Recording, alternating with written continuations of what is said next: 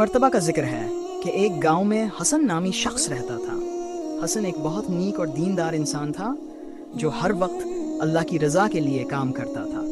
वो गरीबों की मदद करता, मसाजिद में सफाई करता और बच्चों को कुरान पढ़ाता।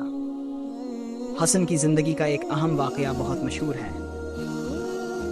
एक दिन गांव में एक बहुत गरीब औरत आई जिसके पास खाने के लिए कुछ भी नहीं था। इसके बच्चे भूख से बेहाल थे।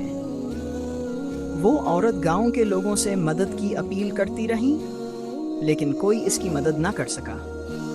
आखिरकार वो हसन के पास आई।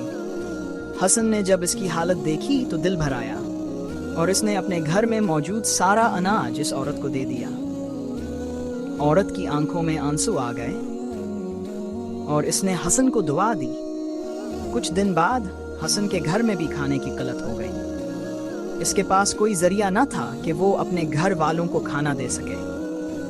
उसने अल्लाह से दुआ की और उसकी दुआ कबूल हुई। अल्लाह ने उसकी मदद के लिए एक फरिश्ता भेजा जिसने हसन के घर को अनाज से भर दिया।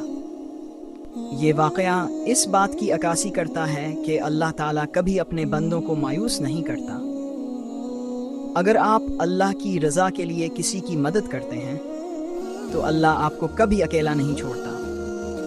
हसन की कुर्बानी और अल्लाह की मदद की ये कहानी गांव में हर शख्स के दिल पर नक्श हो गई और ये वाक़या लोगों के लिए ईमान का सबब बन गया। इस वाक़े ने लोगों को ये सबक दिया कि अल्लाह की राह में खर्च करने से रिज़्क़ कभी कम नहीं होता, बल्कि अल्लाह इसमें कई गुना इजाफा करता है।